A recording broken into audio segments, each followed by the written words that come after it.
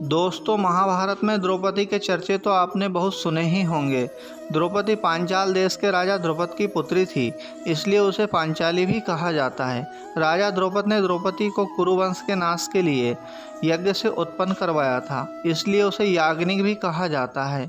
उसके बचपन का नाम कृष्णा था।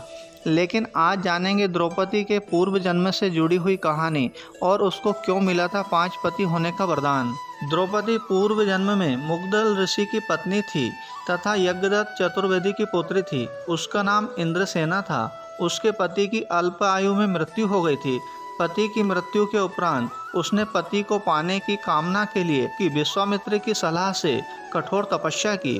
भगवान शिव ने उसकी तपस्या से प्रसन्न होकर वर मांगने को कहा। देवी, तुमको क्या वर चाहिए? उसने भगवान शंकर से 5 बार कहा, मुझे सर्वगुण संपन्न पति चाहिए, जो धर्मराज की तरह प्रिय सत्यवादी राजा हो। मेरा पति सबसे बड़ा धुरंधर हो, जिसकी तुलना श्री राम से की जाए। मेरा पति इतना ताकतवर हो, जो पेड़ पहाड़ उखाड़ कर फेंक दे। उसमें पवन देव के समान शक्ति होना चाहिए।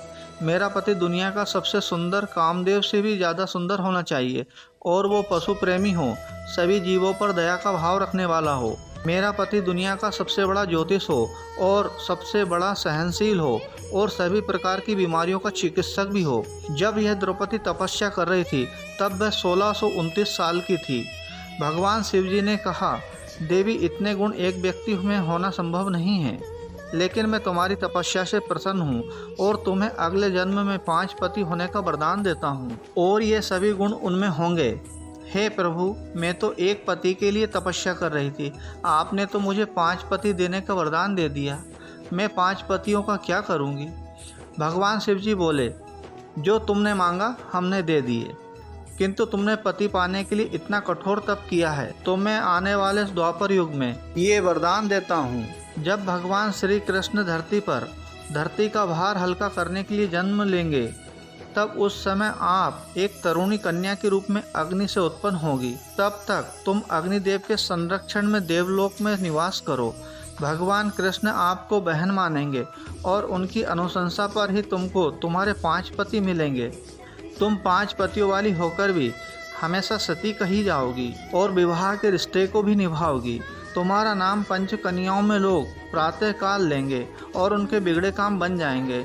इतना कहकर भगवान अंतर्ध्यान हो जाते हैं। महादेव का ये वरदान द्वापर युग के अंत में महाभारत काल में सिद्ध हुआ।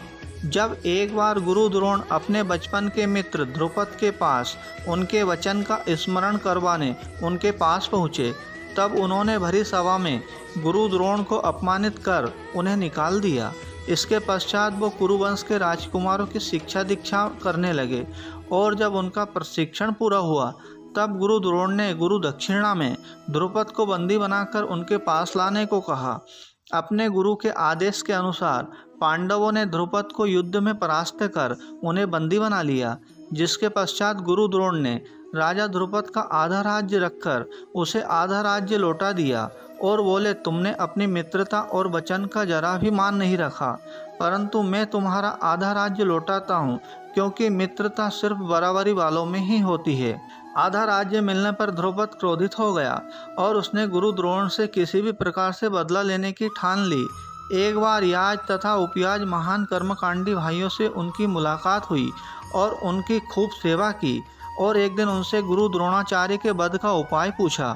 उन्होंने बताया, महाराज, आप एक विशाल यज्ञ करके अग्निदेव को प्रसन्न कीजिए। याज तथा उपयाज के कहे अनुसार महाराज ने एक विशाल यज्ञ करवाया।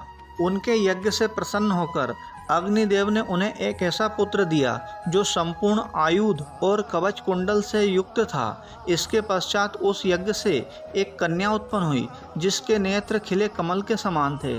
उसकी भुजाएं चंद्रमा के समान थी। उसकी भुजाएं धनुष के आकार की थी तथा उसका रंग सांवला था।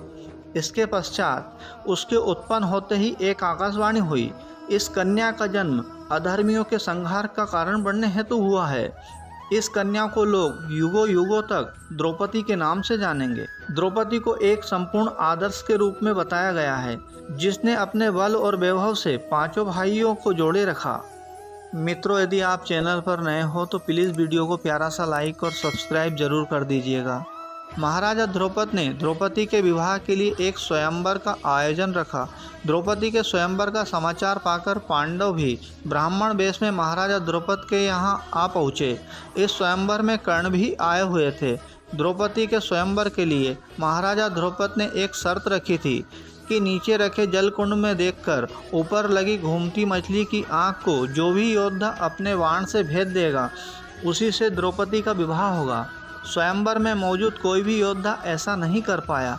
हालांकि कर्ण ने ऐसा करने का प्रयास किया, लेकिन द्रौपदी ने उसे सूतपुत्र कहकर उसका अपमान कर उससे विवाह करने से इनकार कर दिया। इसके बाद ब्राह्मण वेश में आए अर्जुन ने नीचे रखे जलकुंड को देखकर ऊपर घूमती हुई मछली की आँख को भेद दिया।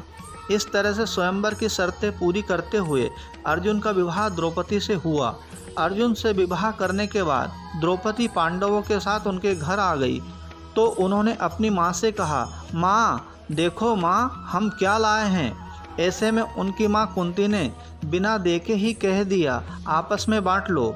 माँ का कहना टालना मुश्किल था, इसलिए पांचों पांडवों ने द्रौपदी से विवाह किया।